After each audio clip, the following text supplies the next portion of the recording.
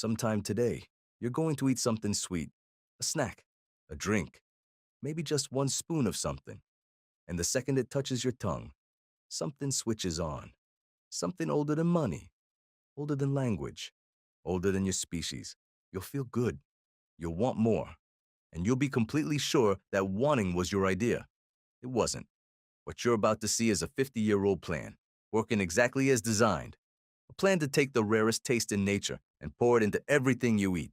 And then make sure that when it hurt you, you blamed yourself. To understand the trick, go back. Long before kitchens, long before farms. For almost all of human history, sweetness meant one thing: safe energy, ripe fruit, wild honey, a few precious weeks a year. If it was sweet, it wasn't poison. If it was sweet, it was calories you needed, so your brain rewarded it. Hard. Every time you found something sweet, you got a flood of dopamine, the same chemical that drives every craving you have ever felt. A brilliant system for a world where sugar was almost impossible to find. Your ancestors might taste real sweetness a handful of times a season. The craving could never hurt them. There was nothing to binge on. And then, in an eye blink of evolutionary time, the world flipped. We learned to extract sugar, to refine it, to make it cheap. The rarest taste on earth became the most common. But your brain never got the memo. It still treats every gram of sugar like a once-a-season miracle. Now here's where it stops being nature and starts being a plan. For most of history, no one designed your food. Your grandmother cooked it. Then food became an industry, and industries optimize. In the 1970s, a market researcher started tasting sodas for a living, not to enjoy them, to find a hidden number. He tested dozens of sweetness levels, again and again, looking for the exact point where you love it the most. Not too little, not too much, the perfect dose. He called it the bliss point. His name was Howard Moskowitz. And once you can measure bliss, you can manufacture it. Every soda, sauce, and snack tuned to that exact peak, engineered so that one is never enough. But sweetness was only half the trick. They learned to make calories disappear on your tongue. Foods that feel light, so your body never feels full. Scientists even have a name for it: vanishing caloric density. Your brain thinks you've barely eaten, so you keep going. This is not an accident. It is a budget line. Billions of dollars spent to get past the part of you that says stop. And it worked, but that was just the surface. Because while one team made the food irresistible, another team had a much bigger problem to solve. By the 1960s, doctors were getting suspicious of sugar. Some said sugar, not fat, was driving heart disease. If that idea won, the sugar industry was finished. So in 1967, they made a decision.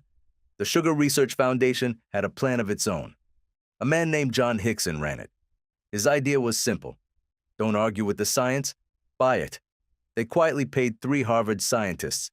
The project even had a name: Project 226.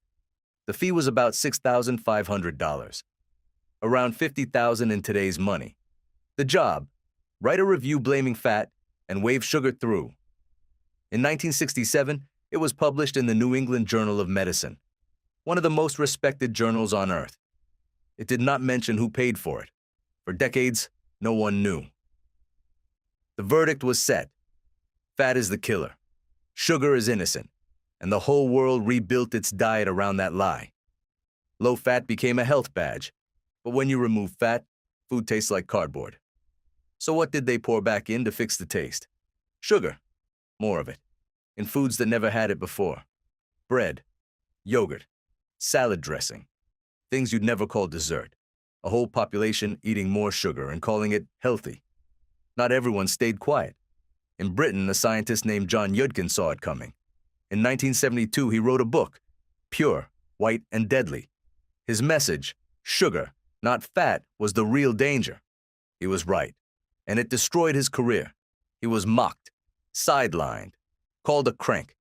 The industry had the science, the journals, and the money. Yudkin had the truth lost. For 40 more years, the plan held. Then, in 2016, a researcher went digging.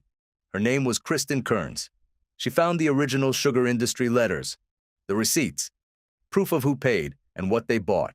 She published it in JAMA Internal Medicine. 50 years late, the cover-up was finally on record. But here's the thing about a 50-year head start. By the time the truth arrived, the damage was everywhere. Obesity and diabetes had already gone global, built on a diet designed in a boardroom, and paid for, on purpose, by the people who profited. Now bring it back to you, to today. The average person now eats about 17 teaspoons of added sugar a day. The recommended limit is closer to 6. Most of it you never chose to add. It was already there, hidden in foods marketed as good for you. Your tastes were shaped before you were old enough to decide. The normal level of sweet you expect was set by them. So when you can't stop at one, that's not weakness. That's the bliss point, doing its job. You were sent into a fight your willpower was never built to win, against an opponent with a $50-year billion-dollar plan, an opponent who paid, specifically, to make you blame yourself, instead of them. So the next time the craving hits, and a quiet voice says you have no self-control, remember where that voice actually came from. The craving is real. Your brain is doing exactly what it evolved to do. But the flood it's reacting to was built, deliberately, for profit. You were never the one who failed. You were just never told someone was on the other side, eating, designing, and counting on you not to notice. Now you've noticed. And that's the one thing they never put a price on.